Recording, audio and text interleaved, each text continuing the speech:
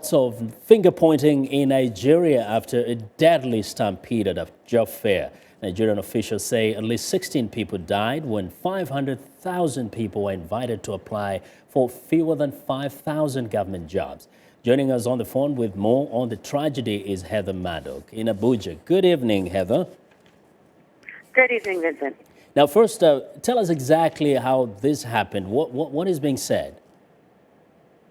Well, my understanding is, like you said, 500,000 people came to various stadiums around Nigeria, and there was about 5,000 jobs available. They were testing, they were taking tests for the jobs for immigration services.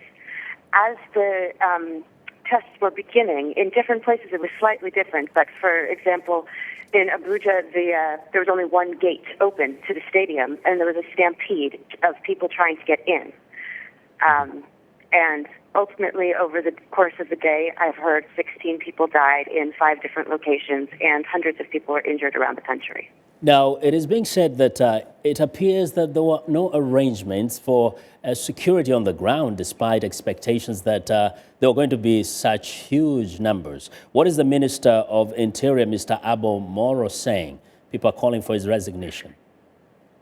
Mr. Abomoro, he actually is not listening to calls for his resignation, and he's actually come out and said it was the applicant's fault for being not patient enough, and he's also received a lot of criticism for that.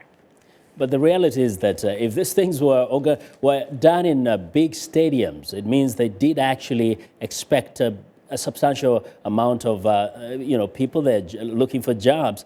What do they say were the arrangements made on the ground to ensure that there's safety? I'm sorry, to ensure? Yeah, that there was safety for the people who were turning up for these interviews. I'm sorry, can you repeat the question? What do they say, what do officials say was done to make sure that people who turned up for these interviews would be safe, given that those were large numbers of people? Well, they had planned regular security measures. I don't know that they had promised extraordinary security measures. This particular testing exercise isn't done every year, so it wasn't something that they anticipated. Last year, there was none. The year before, it was done in secret, for which the Immigration Service was also widely criticized. Well, Heather, thank you very much for that update. Heather Murdock. Thank you so much. Heather Murdock reporting live from Abuja.